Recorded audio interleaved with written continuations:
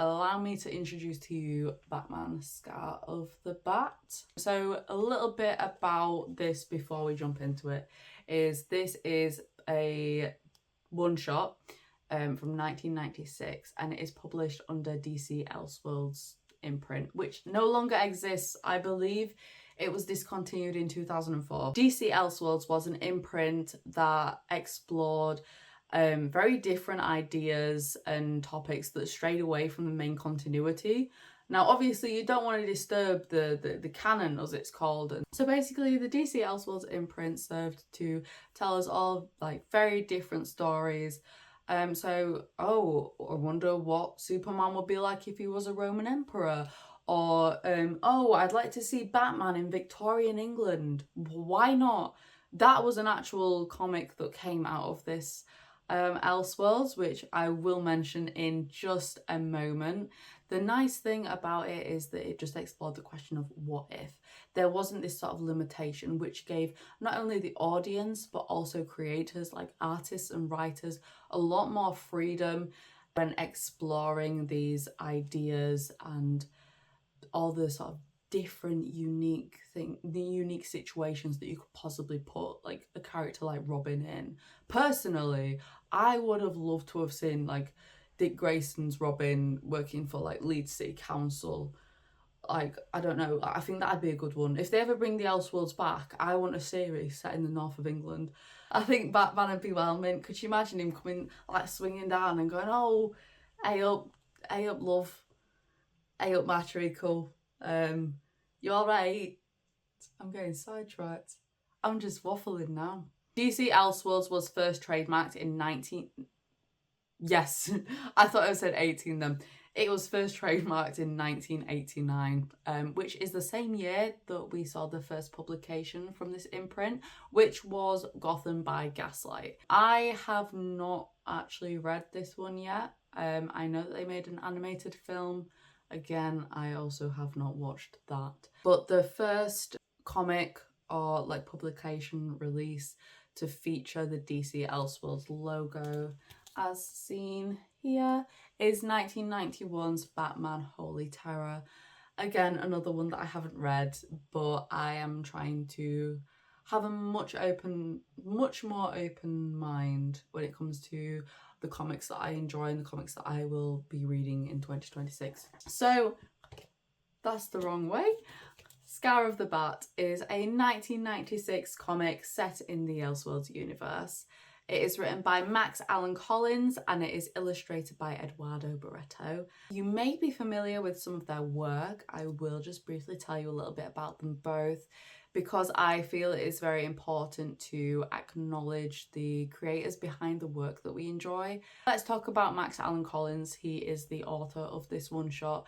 I am familiar with a lot of his work because I enjoy the same sort of content that he sort of puts out there. Very much Depression era, Prohibition era, your late 20s, early 30s, law enforcement, crime, mystery, gangsters, racketeering, bootlegging, like the whole shebang. You like any of that, you'll probably already be familiar with Max Allan Collins. If you aren't, I do recommend you go out and try some of his stuff. He writes novels, screenplays and comics. Just to name a couple of other titles that Collins has worked on that you might have heard of before. He authored in 1998 a graphic novel called Road to Perdition. It is set in the Depression era. It follows a father and son. That's all I'm saying about it for now. It was later adapted into a 2002 film by Sam Mendes, I want to say, directed by him. But it was like a bigger cast than like Avengers Endgame, in my opinion, or it's like Infinity War. That one, I'm not well versed in Marvel, as you can tell. So the 2002 film, it had Tom Hanks. Obviously, it's going to be you've heard of it. He's a household name. It had Jude Law, it had Daniel Craig, and it was also the second to last film that Paul Newman starred in. The last film was Cars in 2006. Or was it 2007 or somewhere around there, okay? But this isn't this isn't about Paul Newman. I'm getting sidetracked. Collins would also become the successor to Dick Tracy. Dick Tracy is a very well-known comic book detective. He was created by Chester Gould, and when Chester Gould retired, Max Allan Collins took up writing Dick Tracy. He also did a novelization for the 1991 Dick Tracy film starring Warren Beatty. So the artist on this one, as mentioned, is Eduardo Barreto. He also has a broad number of credits to his name. He is credited as a cartoonist, a penciler, and an inker. He's produced a lot of work for comic giants such as DC, Marvel, and Dark Horse Comics. Again, he's worked for a lot of like different companies, so there are ones that I have left off of this list. Most of Barreto's portfolio is within the DC universe. I absolutely adore the style of his art. So just to show you, I'll just flick through this. It's very sort of your classic comic book style, very vintage, very retro, and I feel that it just goes so well. It complements Collins' writing so nicely. Especially for the time period and setting of this piece. I think it is so important in comics that the writer's vision matches the artist's like style. So well put together. It was so well paired on this project. Upon Barreto's death in 2011, comic book legend Jim Lee had this to say about his work. With his impeccable draftsmanship and attention to nuance and detail, Eduardo Barreto was a true artist. A mainstay of DC Comics, he was one of the key artists during the 1980s who not only helped define the look and feel of the DC universe, but got me hooked on Teen Titans. His incredible work and vision will be missed. Again, I think it's just very important to recognise the people behind the media that we consume, and this is one of them. Two very like prolific creators in their respective fields, but a very niche little comic that nobody's really heard of. I definitely think, again, if you're interested in either one of those, you should have a look at their other work, go and explore it and see what you think. Again, I loved the art in here, so nice. So Scar of the Bat, the reason why you clicked on this video. I'm sat in my room right now talking to myself about Batman. So I want you to meet Oscar Fraley on the first page, and Elliot Ness. Oscar Fraley was a sports writer and journalist and a real historical figure. So we follow him in the good year 1957. I don't know if it was a good year or not. I've said it was. I wasn't there. But for the sake of this, we're going to say it was a good year. He's found himself in Pennsylvania and he's talking to a man by the name of Elliot Ness. Now, Elliot Ness, some people may already be familiar with. He is one of the most, I'd say he was one of the most prolific law enforcement agents, especially of the 20th century. We are placed in the journalist's shoes here, so Fraley's shoes, as Ness recounts the tale to him and therefore the audience. We've set up this story through this real event that's happened. Like, Oscar Fraley did go to see Elliot Ness. Max Allan Collins has taken this as a great way to start telling this fictional story in this fictional universe, because again, while it has its historical accuracies, this book, which I absolutely love and adore, all the references, it is a Batman title. Batman was not there in 1928, but he might have been. He might have been. I wasn't there in 1928, believe it or not. I wasn't there. But, you know, he wasn't. While Oscar Fraley is not explicitly named in this comic, it is heavily implied due to a trail of references that Collins makes throughout. Well, towards the start and towards the end when we're in that kitchen in Pennsylvania. So Fraley, who referred to himself as Fearless Fraley in his columns for United Press. He was a sports writer primarily. In 1957, he co-wrote Elliot Ness's memoir titled The Untouchables. It was released several months after Ness passed away in May 1957. The autobiographical title focuses on Ness and his experiences as a law enforcement agent in the late 20s and early 30s. It also looks at the team of agents that were handpicked for their honest nature, and they were dubbed the Untouchables. This memoir would actually become ingrained in pop culture. As I'm sure you've probably already heard the name The Untouchables. It generated several spin-offs, movie adaptations, and cemented the team's place in American history. A lot of biographers, including Max Allan Collins himself, who again wrote this comic, have concluded that this book is broadly accurate. It does contain a handful of discrepancies, including material and events that are not necessarily placed in a correct chronological order. As we know, truth, especially when it comes to memoirs, biographies, things like that, it can be subjective at times. But in Matthew Pearl's 2017 article for Vanity Fair titled "Behind the Untouchables, the Making of the Memoir That Reclaimed a Prohibition-Era Legend," Pearl himself deduces that the authors, by and large, appear to have been telling the truth. Due to the research that I've concluded, I will say that I think that it is, again, mostly an accurate portrayal.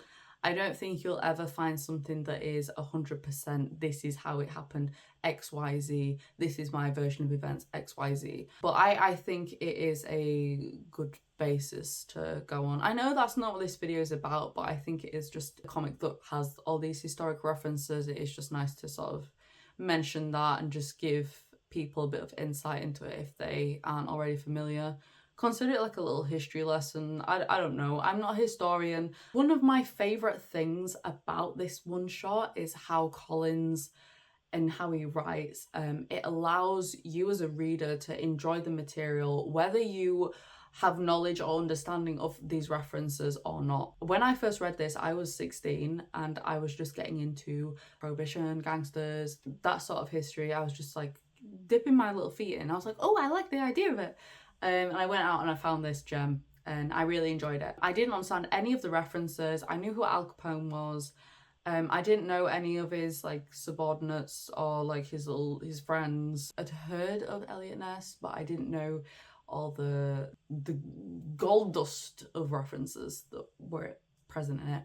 Now that I revisited it, I'm able to like flick through it and go, oh my god, this is reference to this, or this is reference to this. Like a nice little niche callback to this person or that person or this event or blah, blah, blah.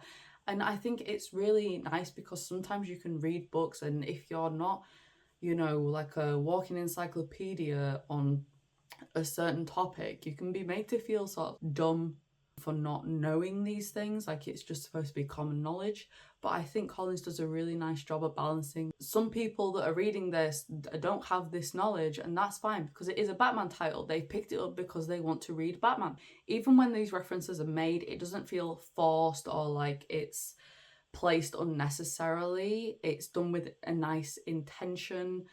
It's very smooth, it's just inserted very nicely, whether it's like explicit in the text and dialogue itself or whether it's like in the background. It's just really nice. And again, I think with Barretto's artwork, I really like how he's able to capture real historic figures in that sort of comic book style. So he doesn't have to lose or sacrifice elements of his art style to capture these people. Ness begins to recount the tale, and while again it is historically accurate with its depictions of certain historical characters, events or references, please, once again, it is a Batman title, therefore there are a few fictional freedoms and liberties, and I wouldn't expect any less. But I think that's quite nice how the creative team have been able to balance, like, here's some historic stuff, here's a fictional superhero, let's merge them together and see what happens. When you remember, at the heart of it,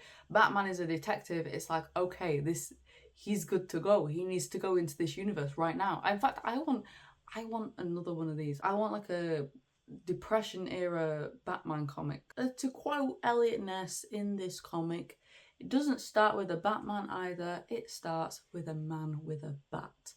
Enter Al Capone, brandishing a bat and brutally attacking Philip Piazzi and James Lamberto.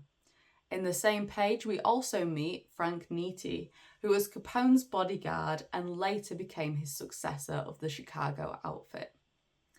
Barretto's pencils here create dynamic and easy to read illustrations, which help to keep the pages exciting, fresh, and interesting. Barretto does not overwhelm the audience with busy backgrounds and details that are hard to make out. The artist uses a varied panel layout that gives the page some room to breathe. While a small detail, the use of Capone's bat moving out of the panel guidelines and into the guttering of the pages, invading these neighbouring panels, helps to bring the scene to life. There are numerous instances in which characters or objects move freely out of the panel space. And I am just a hobby artist right now, okay?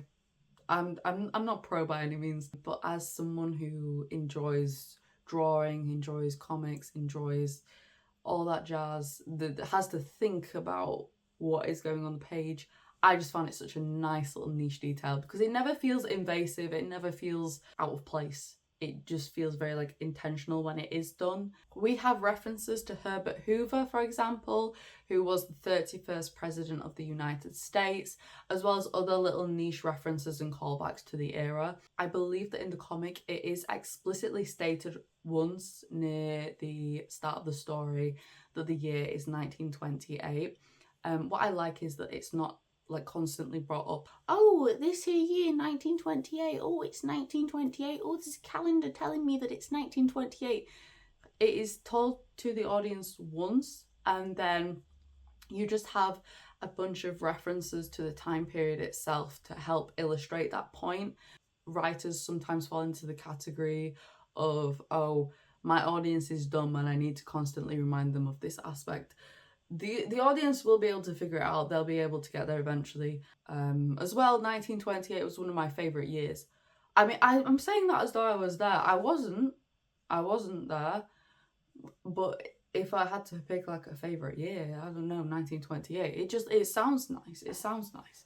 I think, did Babe Ruth do something that year? I don't know why I'm waiting for a response, but let me know if Babe Ruth did something that year. I feel like I'm quite interested in American baseball. I watched The Natural when Robert Redford died. Thoughts and prayers. And I really liked it. So I'm getting distracted. Back to what I was saying. As the graphic novel continues, Eliot Ness enlists the help of 3 other law enforcement agents, being Danny Rasher, George Cocan, and Frank Bazile. Sorry if I am butchering that surname. I am not very good at pronouncing names, but I'm working on it. I'm from Yorkshire. We don't pronounce things properly. Some of these members were real members of the Untouchables squad, but some, I believe, are entirely fictional for the purpose of this story. The formula of Scar of the Bat is a classic crime mystery reminiscent of the time in which it is set in. We even see the Batman's origins run very similar to Bruce Wayne's origins as we know them. Spoiler alert for anyone who's never picked up a Batman comic or watched the Batman film or any of that. Batman, when he was a little boy, when Bruce Wayne was teeny tiny, he went to the cinema with his parents and they went to see The Mask of Zorro. I believe it, in most ones they do reference the exact one that they went to see, and I think it was the one with Alain Delon. Again, I'm sorry if I'm butchering that name. I haven't seen that one, but the one mentioned in Scar of the Bat I have. So in this one, there's a conversation between Eliot Ness and Danny Rasher, who I believe is one of the fictional members of the Untouchable squad just made up for the purpose of this comic book and moving the story forward. They're having a conversation outside the cinema, and Danny Rasher mentions the Mask of Zorro. So again, it's the same film that Bruce Wayne went to see with his parents before Joe Chill shot them in Crime Alley. And now it's repeated again, obviously in a very different continuity, different timeline. But the one that is referenced this time is the 1920 silent film starring Douglas Fairbanks, which I have seen. So Fairbanks' portrayal of Zorro serves as the inspiration behind Ness taking up the mantle of the Batman, as we see on the following pages. Eliot Ness's Batman, sorry if that's a bit of a spoiler, I don't know, He appears in a trench coat, with his appearance paying homage to early detective comics, even predating the arrival of Batman in 1939. I'm not going to spoil too much of it because it is only a short one-shot as it is. So if you're interested in like the plot itself and where that story goes, and I definitely recommend that you do check it out. If you are living in the UK, I know it's a bit hard to get your hands on as is. It's quite niche, it's quite underground. I say underground, it's a DC title. I believe you can find it on Amazon for £18. It depends how much you want to spend. But I like, if you collect comics, it's definitely a nice one to have in your collection. It's quite a thick, you can tell there, quite a thick one shot as far as one shots go. But my favourite thing ever about this comic actually comes in the afterword that's at the end of it by Max Allan Collins, and he states that some of Ness's dialogue in this graphic novel come directly from his own lips. For example, his opinions on prohibition as a bad law, and is published here for the first time. I just found this was such an interesting little detail and something that I hadn't really seen before in comics and probably won't see again. But I just think, you know, when you've got like access to like the archives and like audio tapes and documentation of somebody's life and their voice, I think it's interesting how you can take these phrases and apply them to such like a creative outlet as like a Batman comic.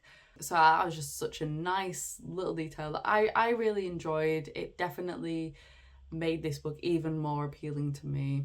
As the novel wraps up, we are transported back to the upstairs apartment in Pennsylvania in 1957. Ness tells Fraley briefly about how the story impacted how he came to lead the Capone Squad, aka the Untouchables, as well as mentioning how Capone was put away on tax evasion in 1931. We see a panel of Capone sat fishing by his pool and a dialogue box telling the audience and Fraley about Capone's syphilis, which led to his mental decline. I don't really class this as spoilers, this is just sort of history. Capone was released in November 1939 due to his poor health, and he would later die due to complications of the disease. Part of this was cardiac arrest. He died on January 25th, 1947. He was aged 48 at the time of his death. After Ness seemingly falls asleep at his kitchen table in the comic, Fraley narrates the final panels for us. He tells the audience about how Ness died of heart failure and did not, and I quote, live to see his ghost-written biography, The Untouchables, published. He didn't live to enjoy his latter-day TV and movie fame. Eliot Ness was 54 years old at the time of his death in 1957. Overall, this graphic novel, while short, is a fun read that offers a rather unique perspective, blending two vastly different topics together to create a very niche tale. But somehow it works. It works so well. I absolutely love this book. I think it will appeal to fans of crime, mystery, law enforcement history. If you're one of those people and you're not familiar with comics, I definitely think you'll probably find interest in this one. People who are fans of DC's favourite Caped Crusader, like if you like 90s comics, if you grew up with 90s comics, I think you would appreciate the art style in this, the writing in this. I think it offers something for a lot of different audiences while it is quite niche. I also don't believe that we will see anything like this in the modern landscape of comics, just because the demand is changing, what people are reading is changing, the interest is changing. It is a shame because I personally, I think I've said before, I would love a mini series or like just a maxi series, like a big 12 issues. I'll make it full time, make it like 20 million issues. Make it like the new Detective Comics, okay? We should get rid of Batman as we know him, and we should put him in like a time machine and send him to 1927, and he can start there, and I think I'd be a happy bunny. The most recent thing that I've read of that sort of era but I think it was more 40s or 50s, was Gotham Year One, which explored Slam Bradley, which was a name that I haven't heard in comics for a long time. So I thought I got whiplash when I heard Slam Bradley. I was like, okay, I'm invested now. I'm on the edge of my seat. But I definitely think, again, you should check it out. This series, by the way, I'm not going to sit and be like, oh, here's my hard concrete review of this title, which is 5 stars. The thing with comics is that we're all getting very like, everyone's a critic, and I just want to have fun and tell you about some comics.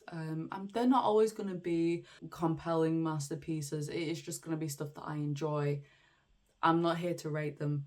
Art is subjective. What we like is subjective.